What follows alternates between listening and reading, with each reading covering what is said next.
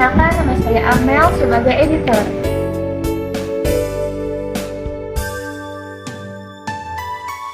Halo, saya Cynthia, saya sebagai pasien remaja.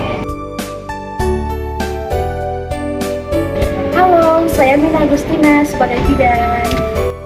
Dalam modul yang ke-6 ini, kita akan menyaksikan bagaimana bidan Mina memberikan konseling yang efektif terhadap seorang remaja yang bernama Cynthia. Adegan ini langsung memperlihatkan bagaimana bidan Mina melayani klien remaja yang masih awam dengan penggunaan KB atau keluarga berencana. Mari kita lihat cuplikan adegannya. Assalamualaikum. Waalaikumsalam. Silahkan masuk.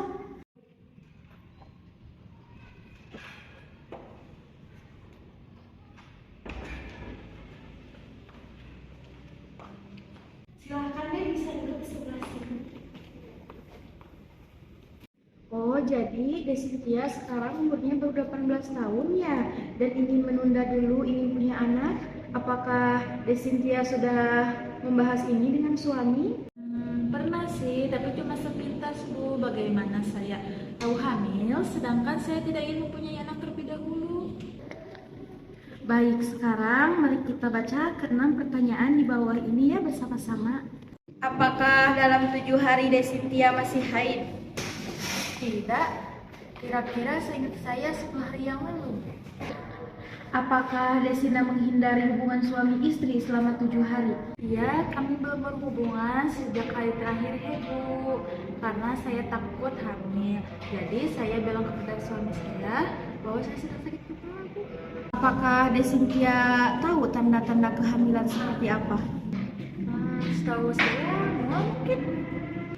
Betul, itu adalah salah satu tanda-tanda dari kehamilan selain tertundanya haid.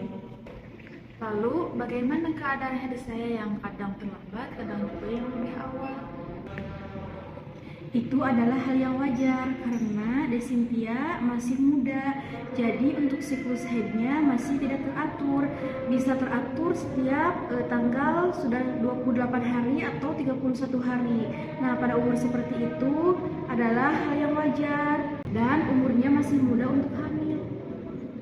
Apa yang harus saya lakukan Bu agar tidak hamil? Ada banyak pilihan di sini. Baik, di sini kita lihat terlebih dahulu ya banyak metode kebutuhan yang bisa Desina pakai.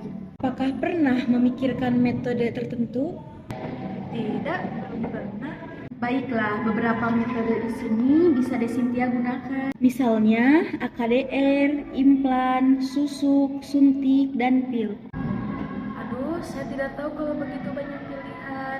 Bu Bidan, tolong carikan mana yang cocok untuk saya.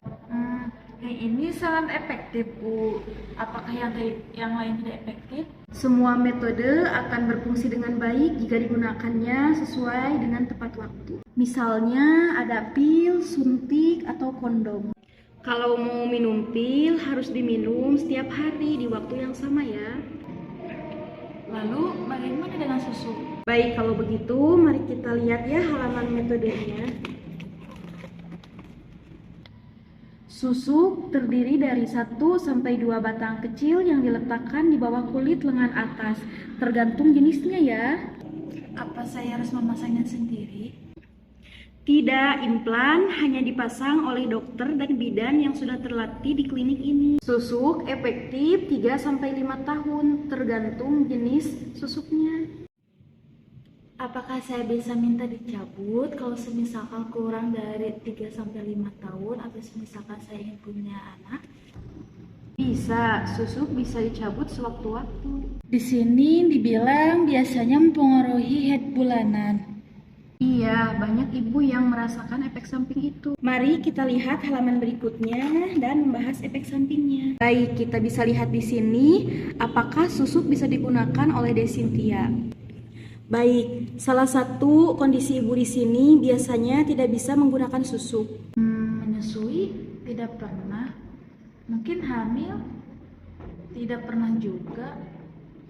Kalau kesehatan yang lainnya sepertinya tidak ada juga. Baik, selanjutnya kita lihat halaman berikutnya, yaitu kemungkinan efek samping dari susu. Sebagian besar efek samping tidak berbahaya dan bukan tanda-tanda suatu penyakit. Ada yang mengalami perubahan haid. Mungkin untuk efek samping umumnya yaitu haid tidak teratur, dan kemungkinan efek samping yang jarangnya tidak haid.